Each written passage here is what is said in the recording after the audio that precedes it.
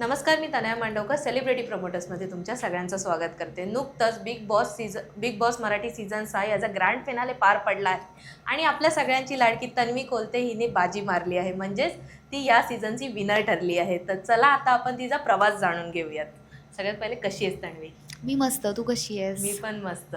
बरं, big boss Marathi season 6 याची बाजी तू मारलीस, म्हणजे ट्रॉफी तू जिंकलीस. अवघ्या ऑलमोस्ट 4 वर्षानंतर एका मुलीने ती ट्रॉफी जिंकली आहे. तर काय एक्साइटमेंट आहे?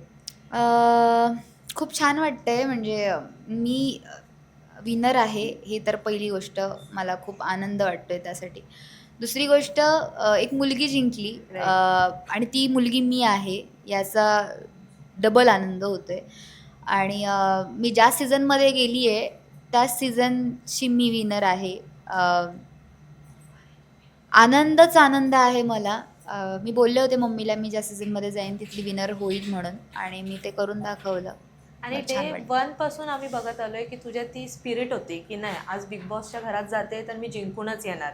सो असं तुला कोणी इन्स्पायर, एक बोलतो ना आधी पण आपल्याला एक इन्स्पिरेशन असतं, तसं तुला कोणी इन्स्पायर केलं होतं? मी स्वतःच. येस. मी बिग बॉसच्या घरात सुद्धा मीच माझी कॉम्पिटिशन होते.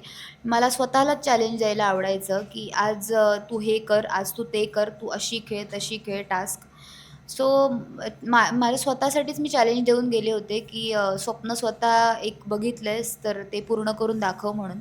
आणि त्याच जिद्दीने आणि ताकदीने मी खेळले. 100% दिला, मेहनत केली. डे वनपासून ॲक्टिव्ह राहिले. असं नाही आहे की पहिला ग्राफ माझा लो गेला आणि नंतर अचानक नंतर हायवरती अचानक. गेला.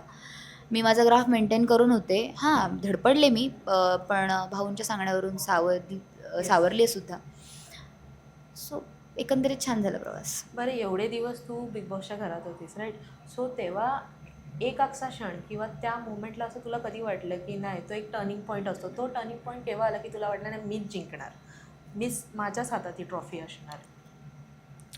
असं तिकीट टू फिनाले मी जेव्हा जिंकले ना, तेव्हा मला असं वाटलं की माझा गेम लोकांना आवडला असेल बाहेर, की मी ज्या पद्धतीने खेळली आहे, किंवा लोकं असा विचार करतील की मी ज्या पद्धतीने माझी मेमरी ठेवली आहे, किंवा घरावरती बोलतो ना एक आपण वर्चस्व असतं किंवा घराला आपण ओळखतो. हे त्या टास्कमधून बिग बॉसनी सांगितलं होतं की ज्याने घर ओळखलं. मला असं वाटलं की हे बघून लोकांना खूप आनंद होईल. पण बाहेर येऊन जेव्हा बघितलं रिॲलिटी चेक, तेव्हा असं बघण्यास आलं मला की अ,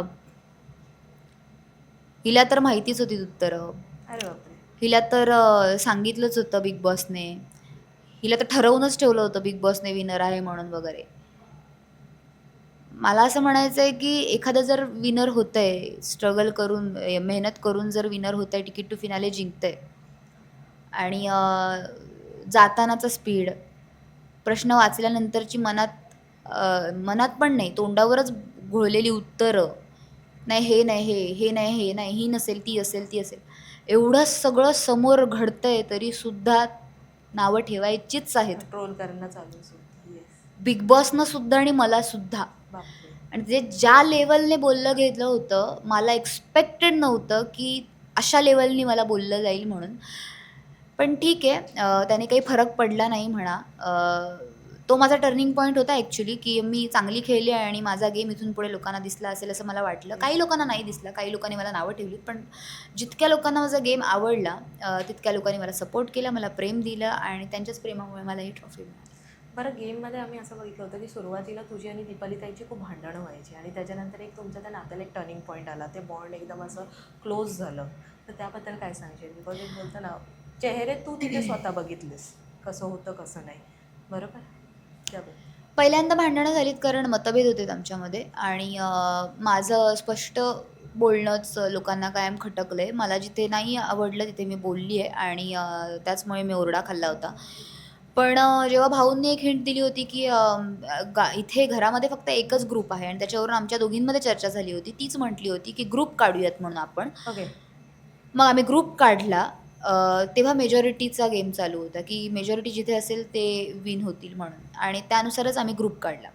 पण तसे ते म्हणतात ना की एकमेकांसोबत राहून राहून आपल्याला माणसं कळतात, आणि मग त्या माणसं कळल्यानंतर त्याचं रूपांतर नात्यामध्ये होतं, होतं. आणि नाती आपण मग घट्ट धरून ठेवतो. सेम तसंच झालं. आमचा ग्रुप बनला, नंतर नाती बनली, नाती बनल्यानंतर आम्ही टिकवण्याचा प्रयत्न केला, आणि तसाच प्रवास केला. बरं, तू म्हणत होतीस की हे जे आज तू यश मिळवलंयस, इतकं मोठं तुला अवॉर्ड मिळालं आहे बिग बॉसमध्ये, एक ती विनर ठरली आहेस तू. तर हा क्षण बघायला आज तुझे बाबा, तू बोललेलीस की बाबांना मला एक ते कर्तव्य करून दाखवायचं आहे की मी ती ट्रॉफी मिळवणारच. तसं तो आज जर बाबा असते तर त्याची कशी रिॲक्शन असते? प्राऊड फादर असते ते. येस.